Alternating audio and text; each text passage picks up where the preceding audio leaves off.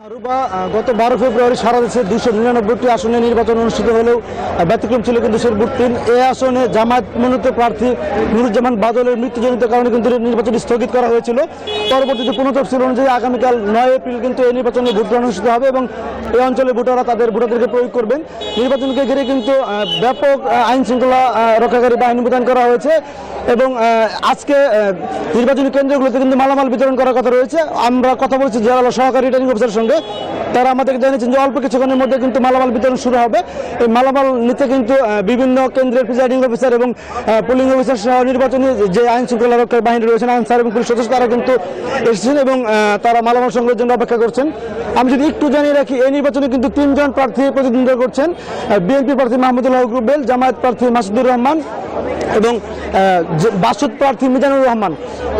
এই আসনে কিন্তু 4,13,000 ভোটার রয়েছেন এবং এই নির্বাচনী সুষ্ঠু এবং নিরপেক্ষ করতে কিন্তু বিপুল সংখ্যক আইন শৃঙ্খলা বাহিনী মোতায়েন করা হয়েছে। পুলিশ, র্যাব, বিজিবি সহ আনসার ব্যাটালিয়ন থাকবেন। এবং আমি যদি একটু আপনাকে বলি যে কালকে নির্বাচনটি সুষ্ঠু করতে সব ধরনের প্রস্তুতি কিন্তু নির্বাচন কমিশন নিয়েছে। তো এই ছিল সে থেকে আমার কাছে মালামাল বিতরণ সর্বশেষ।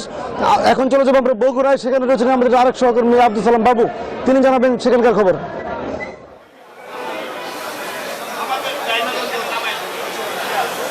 জোবাইদুল, আপনাকে ধন্যবাদ। বগুড়া সদর আসনের উপনির্বাচন রাত পোহালেই এবং নির্বাচনের সকল প্রস্তুতি সম্পন্ন করেছে জেলা নির্বাচন কর্মকর্তারা।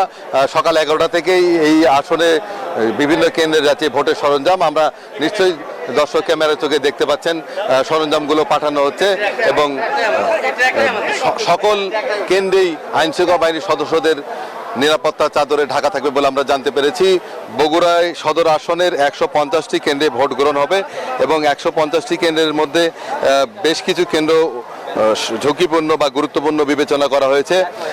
সেই কেন্দ্রগুলোতে অতিরিক্ত পুলিশ এবং আইনশৃঙ্খলা বাহিনীর সদস্য মোতায়েন থাকবে। বগুড়া সদর আসনে 4,50,307 জন ভোটার, এর মধ্যে পুরুষ ভোটার রয়েছে 2,19,923 জন এবং নারী ভোটার রয়েছে 2,30,374 জন। তৃতীয় লিঙ্গের ভোটার রয়েছে 10 জন।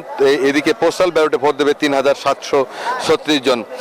আমরা জানতে পেরেছি উপজেলা নির্বাচন কর্মকর্তা আমাদেরকে জানিয়েছেন যে 2 জন জুডিশিয়াল ম্যাজিস্ট্রেট সহ 18 জন নির্বাহী ম্যাজিস্ট্রেট, ভোট গ্রহণ কর্মকর্তা রয়েছেন 2,655 জন, 1,382 জন পুলিশ, 2,000 আনসার সদস্য, ডগ স্কোয়াড সহ 8 প্লাটুন বিজিবি, 10 প্লাটুন র্যাব সদস্যরা দায়িত্ব পালন করবেন এবং এর পাশাপাশি সেনা সদস্যরা এবং সাদা পোশাকে পুলিশ সদস্যরা দায়িত্ব পালন করবেন।